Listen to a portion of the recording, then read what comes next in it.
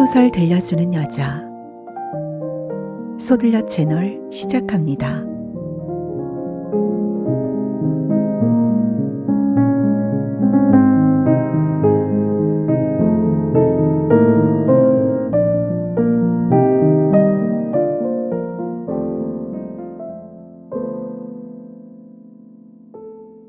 찰나 같은 회피의 시간이 지나면 종일 병원에서 일에 파묻혀 있는 내 모습이 서글펐고, 지친 몸을 이끌고 집에 돌아오면 씻기 싫다고 우는 아이와 말다툼하는 일상이 적잖이 고통스러웠다. 겉으로는 아닌 척하면서도 실은 넓은 집과 고급스러운 차, 남들이 고개 숙이는 지위와 명예를 선망했다. 스스로 만든 욕망과 좌절의 양면 사이에 끼어 자신을 불행하게 만드는 악순환을 무한 반복했다.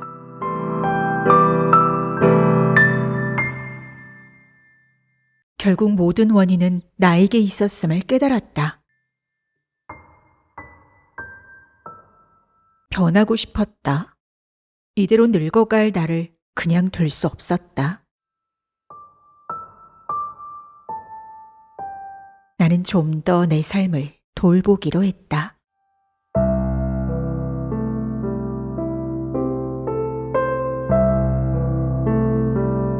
마지못해 사는 건 인생이 아니야. 안희정. 출판사 대경북스.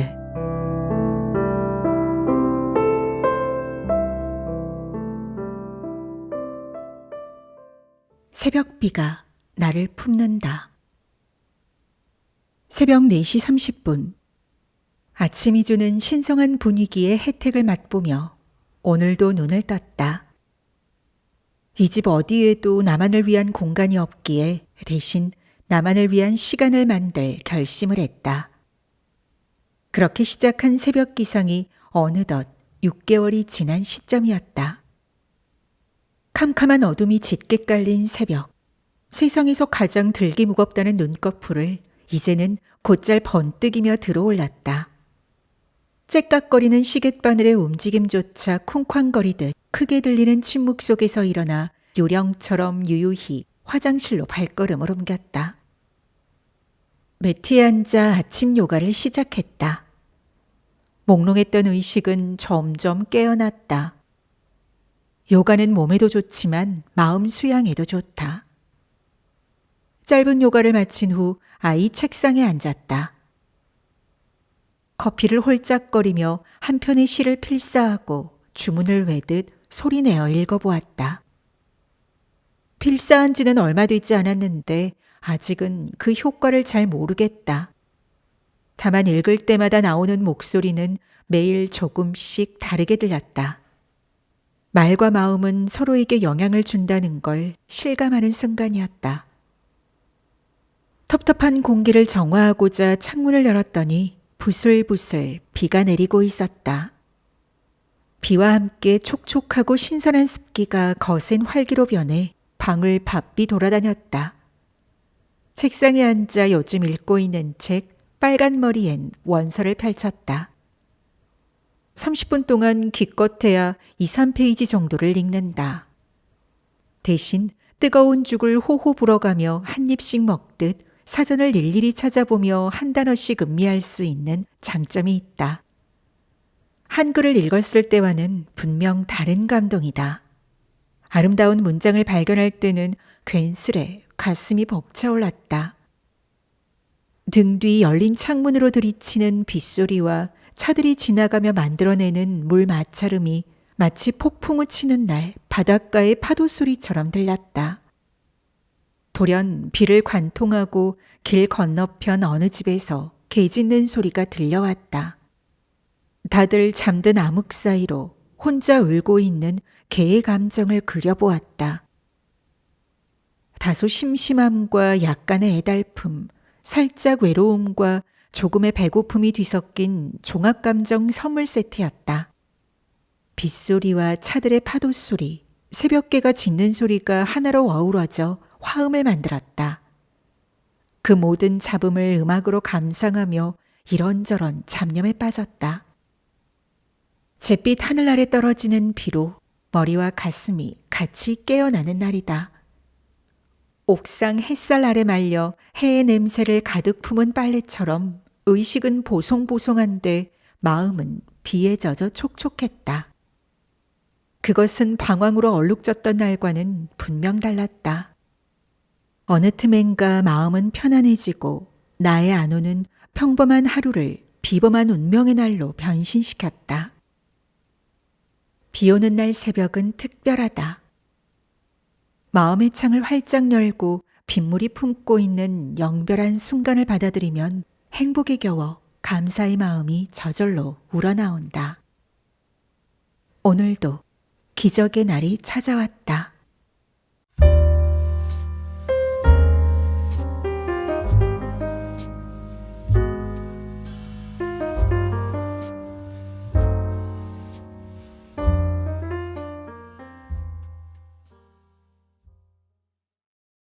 욕과 나에 대한 고찰. 창문을 여니 사늘하다 못해 알싸한 비내음이 들어왔다. 아마도 지난밤에 비가 내렸나 보다. 어스레한 새벽 하늘을 슬쩍 한번 올려다보고는 기분 좋게 책상에 앉았다. 요 며칠 내 안에 있던 에너지가 다 빠져나간 것처럼 아침 시간에 멍하니 시간만 보냈다. 그러나 오늘같이 산산한 날이라면 왠지 없던 능력도 생길 것만 같다.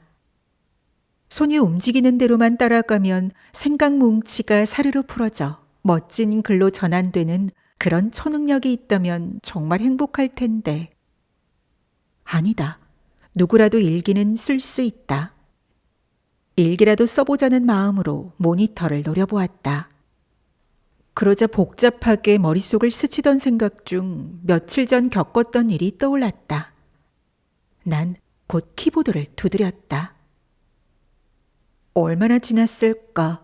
한참을 글 속에 빠져 있는데 갑자기 등 뒤 열린 창문으로 젊은 남자의 악에 바친 외침이 들렸다. 순간 깜짝 놀라 바싹 얼어버린 채 귀를 곤두세웠다. 우리 집은 4층이다. 그러니 설령 곧바로 아래를 내려다보았더라도 욕한 사람이 나를 발견할 일은 없었을 것이다. 그런데도 마치 그가 금방이라도 집으로 찾아와 해코지할 듯 두려운 마음에 잔뜩 주눅이 들었다. 그 상태로 몇 초가 더 흘렀다. 주변이 조용해지자 천천히 일어났다. 고개를 빼꼼히 내밀고 창문 아래를 슬쩍 내려다보았다. 길가에는 아무도 보이지 않았다. 방금 환청을 들었던 걸까? 아니다. 환청이라고 하기에는 너무나 명백하게 들렸던 욕설이었다. 다행히 그는 떠났지만 그가 남기고 간 욕의 잔상이 머리를 집요하게 억눌렀다. 욕이란 정말 대단한 힘을 지닌 언어이다. 단지 한두 마디 단어라도 일단 던져지면 그 속에 응축되어 있던 엄청난 분노와 노여움이 몰아서 터진다. 상쾌한 공기가 순식간에 냉기로 돌변하는 순간이다. 욕컨대 욕이란 내 화를 전달하거나 타인을 모욕할 의도가 분명한 언어 폭탄이다. 평소에 나는 욕을 잘하지도 않거니와 말수 자체가 많은 편이 아니다.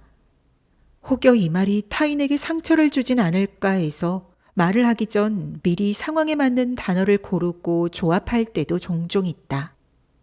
어쩔 수 없이 싫은 소리를 해야 할 때는 하루 정도 시간을 두고 최대한 감정을 없앤 다음 당사자에게 수정을 원하는 부분에만 초점을 맞추어 말을 하려고 한다. 그런 성향이 타인의 눈에는 속을 잘 알 수 없는 사람으로 비쳤다. 처음부터 그랬던 건 아니었다. 그보다는 지난 20여 년간의 직장 생활로 타인과 이해가 얽힌 관계를 계속 경험하며 사회 버전의 성인으로 훈련되었다고 표현하는 게 더 적절하다. 그랬던 내가 요즘에 와서 많이 변했다.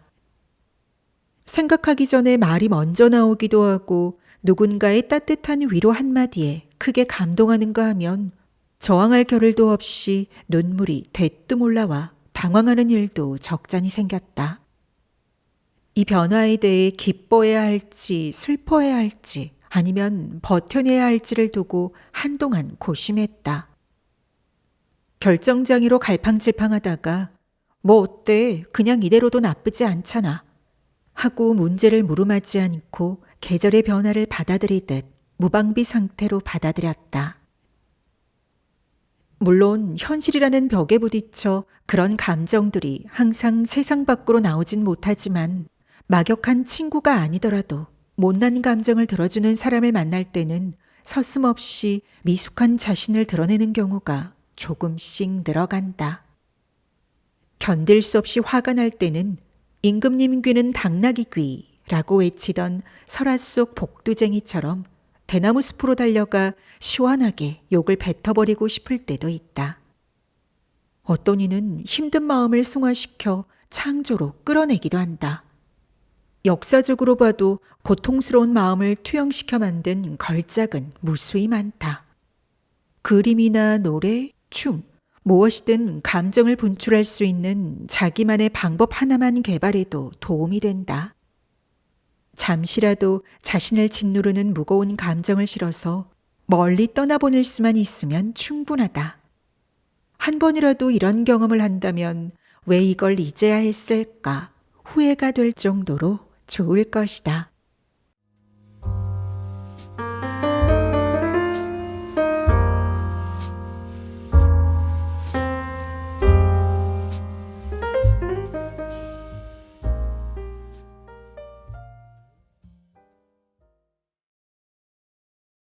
가방의 심리적 반발.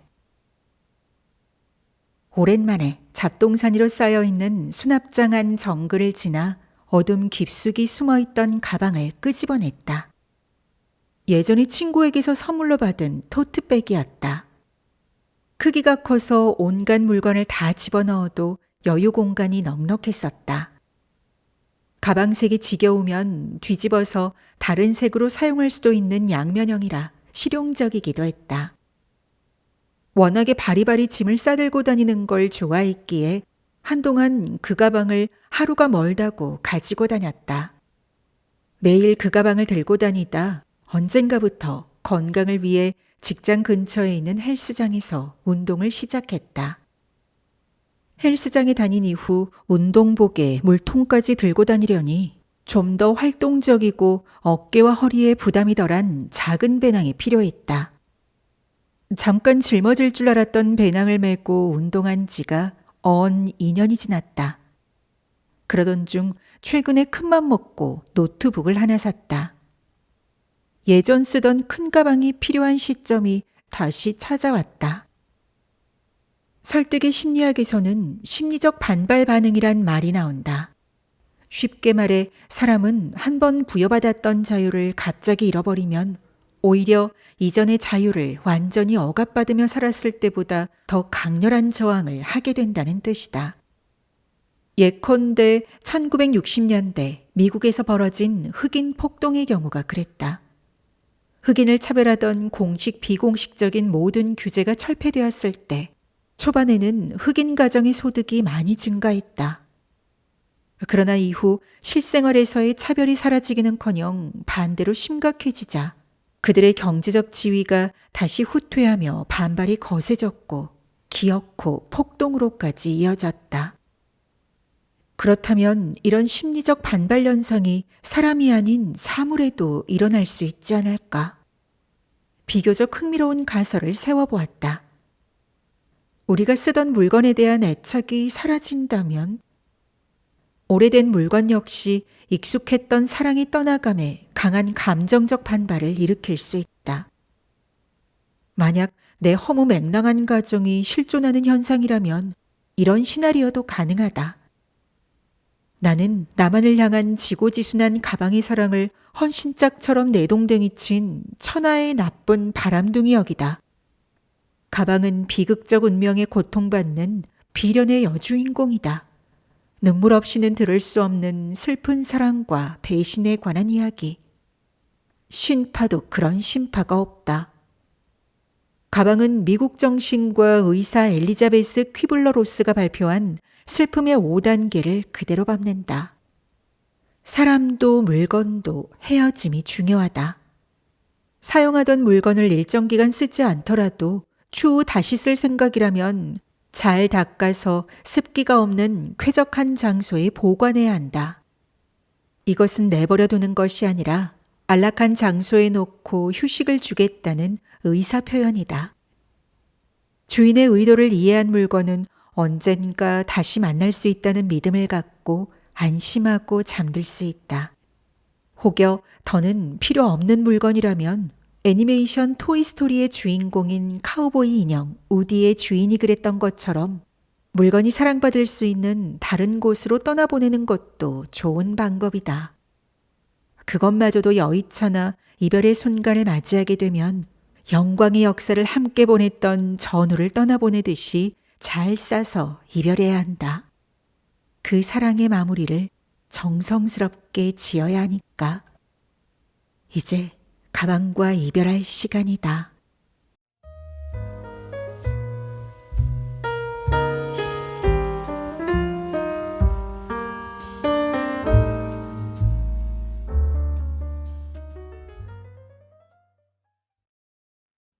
외가리가 준 가르침. 며칠 전부터 태풍이 경로를 바꿔서 북상하고 있다는 뉴스가 흘러나왔다. 사람들은 걱정 반 두려움 반으로 미리 마음의 준비를 했다. 오늘이 바로 한반도가 태풍 영향권에 들어오는 날이었다.